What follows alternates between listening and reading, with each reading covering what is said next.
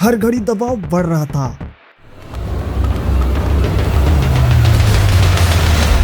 एक तरफ भारत का रुख, दूसरी तरफ अंतर्राष्ट्रीय कानून और बीच में एक पायलट की जिंदगी।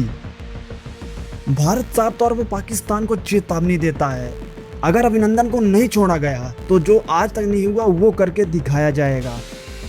ये कहानी है हमारे विंग कमांडर अभिनंदन वर्धमान की। आखिर उन्हें कैसे पाकिस्तान से वापस लाया गया, तो हम इस वीडियो के माध्यम से पूरा देखेंगे। तो शुरुआत होती है फरवरी 2019। उस समय भारत और पाकिस्तान के रिश्ते बहुत ज़्यादा तनावपूर्ण हो चुके थे और उसी बीच 14 फरवरी को पुलवामा में एक बड़ा आतंकी हमला होता है, जिसमें 40 से ज़्यादा हमारे भारतीय सैनिक शहीद हो जाते हैं, जिससे पूरे देश के हर नागरिक गुस्से में था और सरकार से एक ही सवाल, आखिर अपने जवान भाइयों का बदला कब लिया जाएगा। और इसी तरह से 11 दिन बीत जाते हैं तो फिर आता है वो दिन जिसके लिए देश का हर नागरिक बेसब्री से इंतजार कर रहा था।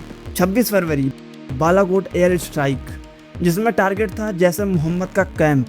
मॉर्निंग में 3:30 से 3:48 के बीच हमारे भारतीय वायुसेना के 16 लड़ाकू विमान पाकिस्तान की सीमा में लगभग 150 किलोमीटर अंदर तक घुस जाते हैं और जैसे मोहम्मद के ठिकानों पर स्वाइप 2000 बम गिराए जाते हैं, जिसमें से 250 से 300 आतंकी ढेर हो जाते हैं। लेकिन कहानी यहीं खत्म नहीं हुई। 27 फरवरी रडार पर सेना को कुछ हलचल दिखाई देती है।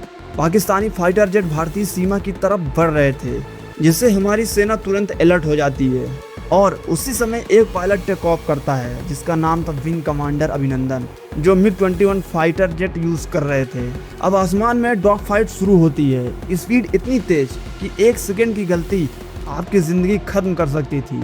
अभिनंदन पाकिस्तान के कई फाइटर जेट को नष्ट कर देते हैं, लेकिन गलती से उन्हीं का विमान हिट हो जाता है।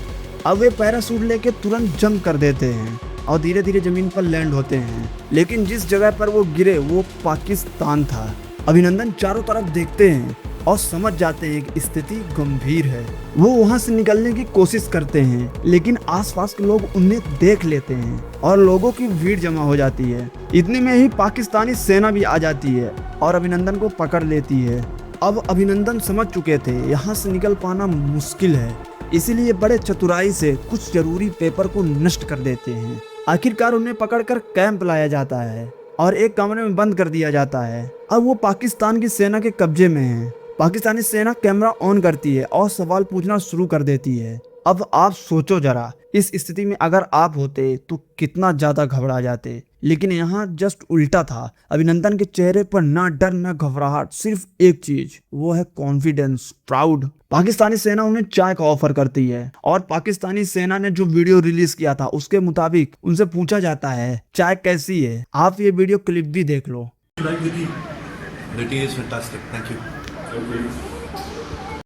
यह सुनकर पाकिस्तानी सेना दंग रह जाती कि इस बंदे को जरा सा भी डर नहीं है। इसी बीच उनसे इंडिया की जानकारी मांगी जाती, जो कुछ भी तुम जानते हो हमें बताओ। लेकिन अभिनंदन साफ बोल देते हैं, I am sorry, I am not suppose to tell you this. Abhinandan Pakistan में कैद है, ये बात पूरे भारत में फैल जाती है। हर एक चैनल सिर्फ अभिनंदन का ही न्यूज कवर करती है। पूरे देश के लोग एकजुट हो जाते हैं और अपने अपने भगवान से ही मांगते हैं कि अभिनंदन वापस आ जाए। वर्ल्ड लेवल में भी यह सिर्फ अभिनंदन की बात नहीं रह गई, अब यह अंतरराष्ट्रीय मुद्दा बन चुका था और जिनेवा कन्वेंशन के तहत उनकी सुरक्षित वापसी की मांग की गई और दबाव लगातार पाकिस्तानियों पर बढ़ रहा था, जिसके कारण मजबूरी में पाकिस्तान अभिनंदन को रिहा करने का आदेश देता है। फिर 1 मार्च 2019 शाम का समय था। बाघा बॉर्डर पर हजारों लोग इंतजार कर रहे थे और नज़र सिर्फ गेट पर टिकी थी।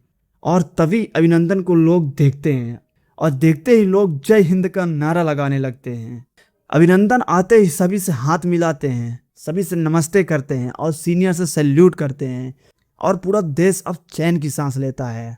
पाकिस्तान से सिर्फ अभिनंदन वापस नहीं आए, बल्कि बहादुरी का मिसाल बनकर वापस आए और उन्हें इसी अकल्पनीय साहस और दृढ़ता के लिए वीर चक्र से सम्मानित किया गया। सैल्यूट है ऐसी माँ को जिसने अभिनंदन जैसे पुत्र को जन्म दिया।